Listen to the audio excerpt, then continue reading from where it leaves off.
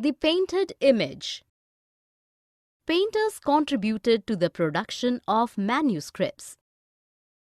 Chronicles narrating the incidents related to the Mughal emperor had the written text described pictorially alongside. The scribes left blank spaces for images to be were drawn separately by artists and placed appropriately. Paintings added to the beauty of the manuscripts and conveyed ideas about the kingdom and king's authority.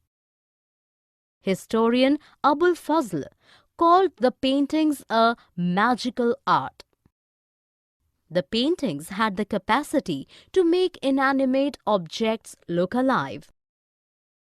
Conflicts arose between the rulers and ulama, the representative of Muslim orthodoxy, over the description of the emperor, his court, and the people who were part of the court. They insisted on the Islamic prohibition of the portrayal of human beings revered in the Quran as well as Hadith, which shed light on an episode from Prophet Muhammad's life. Here, the Prophet is said to have prohibited representation of living beings in a naturalistic manner, because it would imply that the artist was trying to assume the power of creation. This was believed to be God's authority exclusively.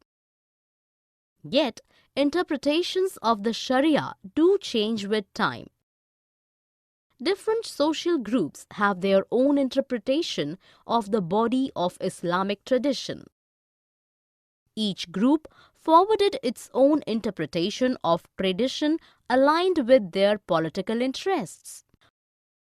Muslim rulers in many Asian regions patronized artists for their renditions of court scenes. In the reign of Safavid kings, artists underwent training in workshops organized at the court. Artists such as Behzad zealously spread the cultural aspect of the Safavid court far and wide. Artists from Iran visited India during the Mughal reign.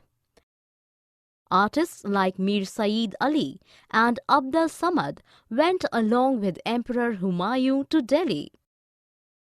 Others migrated to Delhi looking for opportunities.